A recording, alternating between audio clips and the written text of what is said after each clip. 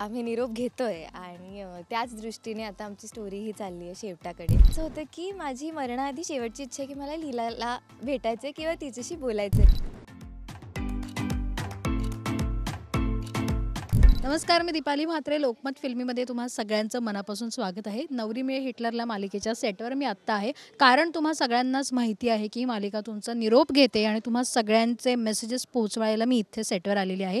माझ्यासोबत आत्ता लीला म्हणजेच वल्लरी आहे. स्वागत आहे लोकमत फिल्मीमध्ये. थँक्यू. खूप गोड दिसते. आज काहीतरी स्पेशल सीन होणार आहे वाटतं. ॲनिव्हर्सरी आहे मी लीला आणि एजेची आणि ॲनिव्हर्सरीच्या रात्री एजे लीलाला विश करतो असे आमचे सीन्स आहेत. ओके, पण छान नटली थटली असते. कुठे बाहेर जाणार आहे वगैरे असा काही प्लॅन आहे? आउटडोअर सीन आहेत? एजेने म्हटलं की प्लीज काही झालं तरी आज संध्याकाळी माझ्यासाठी वेळ काढ आणि मी हो म्हणाले. सो जाऊ कदाचित आम्ही बाहेर. पण अंतरा घरात असताना तू आणि एजे बाहेर पडतायत म्हणजे कमाल. हो, कमाल तरी आणि अजिबातच लीलाला बाहेर जायचं नाही आणि लीला खूपच म्हणते की सगळं चुकीचं आहे. पण आता ॲनिव्हर्सरी आणि एजे इतकी रिक्वेस्ट करतोय की लीलाला आता नाही पण नाही म्हणणं होतंय. पण खरं तर मालिकेच्या निमित्ताने सगळे प्रेक्षक जे आहेत, तुम्हाला माहितीच असेल, तुम्ही सोशल मीडिया फॉलो करतच असाल, तो ट्रेंड सुरू आहे की ही मालिका बंद करू नका. सो काय वाटतंय तुला की आत्ता एंडपर्यंत आली आहे, तुम्ही शेवटचे काही सीन शूट करतायत, वाटतंय की एक्सटेंड होईल का खरंच निरोप घेणार? आम्हाला सांगितलंय की आम्ही निरोप घेतोय आणि त्याच दृष्टीने आता आमची स्टोरी ही चालली आहे शेवटाकडे. वाईट तर वाटतंय म्हणजे काही प्रश्नच नाही. ही सिरियल संपते ह्याचं सगळ्यांनाच आम्हाला खूप वाईट आहे आणि स्पेशली आम्हाला फॅन्सचे जे मेसेजेस येत आहेत आणि डोंट एंड एनिमेची ट्रेंड तर आहेच आणि इतके DMs येत आहेत, पत्र आली आहेत आम्हाला रिटन हँड रिटन वगैरे. सो हे सगळं वाचून अजून वाईट वाटतंय की अरे त्यांना किती वाईट वाटतंय. पण मला एक गोष्ट अशी वाटते की एखादी गोष्ट आपल्याला हवीशी वाटत असताना ती संपली की ती करेक्ट वेळेला संपते. म्हणजे आता आमची story is at its peak. मग कदाचित हेही बरोबर आहे की उगाच ती खेचण्यात किंवा उगाच ड्रॅग करण्यातही काही अर्थ नाही आहे आणि मला वाटतंय की काय ते एखादी गोष्ट संपल्यावरच काहीतरी नवीन सुरू होऊ शकतं. आणि एवढं मात्र नक्की की हा एंड प्रेक्षकांना खूप आवडेल आणि आम्ही त्या प्रेक्षकांना खूप छान एंड देऊन जाऊ जाताना. शेवट गोड होणार असं वाटतंय, कारण शेवट काय असावा ह्याचेही भरपूर कमेंट्स लोकांनी केलेले आहेत. अंदाज भरपूर बांधलेले आहेत की कसा त्यांना एंड हवा आहे असा. पण तू म्हणालीस आत्ता की पत्रं आली आहेत आणि बऱ्याच जणांनी काय काय म्हणजे काय लिहिलंय त्या पत्रात आणि काय भरभरून म्हणतात ना प्रेक्षकांचं प्रेम जे मिळालंय तुम्हाला, ते कसं व्यक्त करशील आत्ता तू? सगळे आम्हाला हेच म्हणतात की एजे आणि लीला तुम्ही आम्हाला आमच्यातलीच वाटता आणि आमच्या रोजच्या आयुष्याचा तुम्ही भाग झालात आणि ऐकून खूप छान वाटतं कारण आम्ही त्या सगळ्यांना ओळखत नाही म्हणजे पर्सनली. पण ते आमच्याशी बोलताना किंवा आम्हाला जे काही पत्र येतात मेसेजेस येतात ते इतके पर्सनल असतात जसे की ते आम्हाला पर्सनलीच म्हणजे वल्लरीलाच ते ओळखतात किंवा राकेशला ते ॲक्च्युलीच ओळखतात आणि इतक्या छोट्या छोट्या गोष्टी असतात. म्हणजे अगदी मी आणि राकेशने एक काहीतरी हातवारे जरी केले असतील सीनमध्ये तर तेही त्यांनी लक्षात ठेवलं की तुम्ही दोघांनी एकाच वेळेला सेम हातवारे केले किंवा कसं तुमचं हे मॅच होतं किंवा एखादा दुसरा व्हिडिओ त्यात मी एक एक्सप्रेशन दिलं असेल तर तेव्हाही असं होतं म्हणून वल्लरीने असं केलं आणि आत्ता ती हे असं करायला लागते. कधी कधी आम्हालाही परफॉर्म करताना त्या गोष्टी लक्षात येत नाही पण प्रेक्षक इतक्या बारकाईने ते सगळ्याकडे बघतात ह्याचं खूप कौतुक वाटतं, खूप आश्चर्य वाटतं आणि खूप छान पण वाटतं. पण आत्तापर्यंत मिळालेली एखादी कमेंट जेव्हा तू लाईव्ह जात असेल, कारण आत्तापर्यंत ना आपण बऱ्याच प्रोग्राम्स केले जिथे तुमचे फॅन मीटअप पण बरेच झाले, प्रेक्षक येऊन स्वतः भेटले तुम्हाला. एवढ्या या महिन्यांमध्ये कुठली अशी कमेंट आहे की जी तुला आवडली, एखाद्या प्रेक्षकाने आवर्जून दाद दिली, ती मनाला भावली अशी? कारण माझ्या मते ही पहिली अशी सिरियल आहे ज्याच्यात तू लीड म्हणून प्रेक्षकांसमोर आली आहेस. सो तुझ्यासाठी खूप महत्त्वाच्या कमेंट्स असतील. अगदीच. एक तर मी नक्कीच सांगेन की एक 8 वर्षाची मुलगी होती म्हणजे आहे. तिचा 8वा वाढदिवस होता आणि मला भूमिजाने फोटोज पाठवले. मी बघितले तर त्याच्यात तिने तिच्या बर्थडे केकवर अख्खा बर्थडे केकवर तिने हॅपी बर्थडे लिहिलेलं नव्हतं. फक्त माझे फोटोज चिकटवलेले होते आणि भूमिजा मला म्हणाली की तिच्या कोणाची ना कोणातरी ती ओळखीची त्यांनी ओळख काढली भूमिजाकडे आणि ती बोलली की तिला तुझ्याशी व्हिडिओ कॉलवर वल्लरी खूपच बोलायची इच्छा आहे तर तू बोलशील का?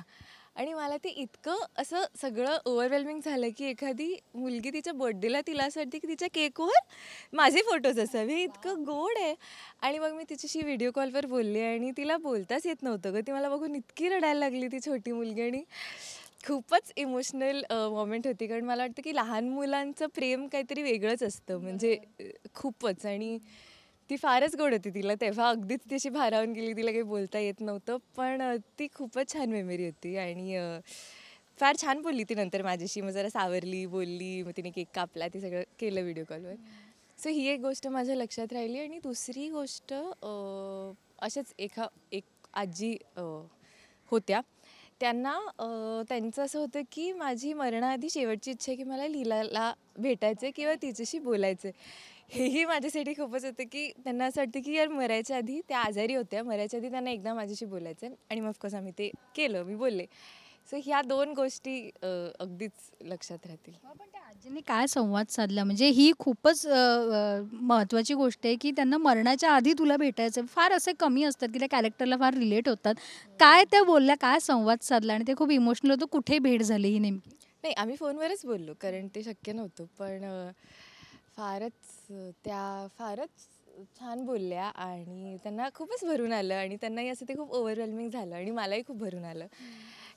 कारण नॉर्मल कामाबद्दल कौतुक करणं किंवा मेसेजेस देणं किंवा क्रिटिसिझम तो एक भाग झाला कामाकडे बघण्याचा. पण ते वल्लरी म्हणून किंवा लीला म्हणून इतकं हे जे प्रेम हे काहीतरी वेगळंच आहे, हे मी कधी अनुभवलंच नव्हतं. खूपच छान होतं.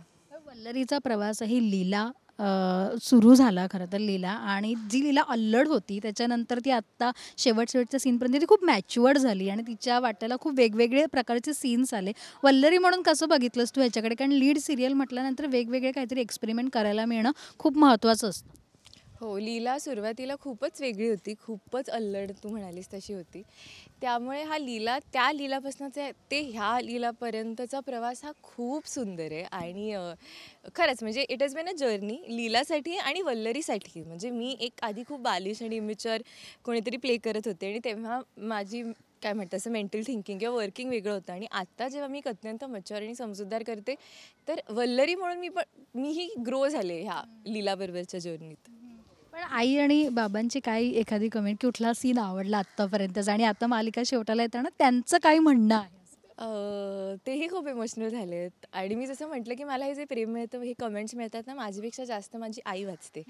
आणि आईचं खूप लक्ष असतं आणि आईला या सगळ्या छोट्या छोट्या गोष्टी तिला खूप आवडतात आणि ती खूप इमोशनल होते सगळं वाचून. सो आई बाबाही म्हणजे आता तरी ते खूप खुश आहेत ना. ते मला सतत सांगतात की वल्लरी वाईट वाटून घेण्यापेक्षा असाच विचार करायला पाहिजे की काहीतरी एक तुझं सुरू झालेलं काम आणि ते तू सक्सेसफुली पूर्ण केलं. सो ह्याचा एक आनंद त्यांना आहेच. आणि मला वाटतं आता थोडा वेळ मला त्यांच्याबरोबर घालवता येईल ह्याचाही एक त्यांना छोटा आनंद आहे. कारण का वर्षभर 1.25 वर्ष तर काही वेळच नाही मिळाला आम्हाला. सो सगळंच आहे.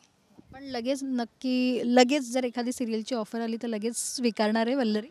हो, म्हणजे जर चांगलं काम आलं लगेच तर मी घेणार. म्हणजे आत्ता काय असं नाही की आता काम करायचं म्हणून जे येईल ते मी करीन असं नाही आहे. पण एखादं चांगलं काम आलं, सिरियलच नाही, दुसऱ्या कुठल्याही मीडियममधनं चांगलं काम आलं की ते मी करणार आहे. आणि माझ्या मते तुमचे रील्स, तुमचे डान्स आणि आत्ता जे मराठी ह्याच्यानिमित्त तुम्ही केलं खरं तर महाराष्ट्र दिनानिमित्त प्रचंड कौतुकास्पद होतं आणि ते फार आवडलं लोकांना. सो असं आणखीन आम्हाला सोशल मीडियावर पाहायला मिळेल आता जाता बऱ्याच. हो, नक्की नक्की मिळतील. आणि ते आता काही सिरियल संपल्यावरही पाहायला मिळतीलच तुम्हाला. आणि तुला पुढच्या वाटचालीसाठी खूप खूप शुभेच्छा आहेत आणि असाच तुझा प्रवास छान राहू दे. थँक्यू.